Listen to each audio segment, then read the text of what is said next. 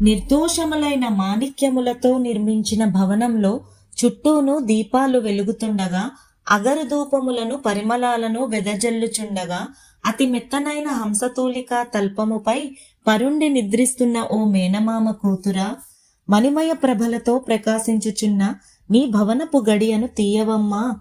ఏమమ్మా మేనత్తా, నీవైనా ఆమెను లేపుమమ్మా.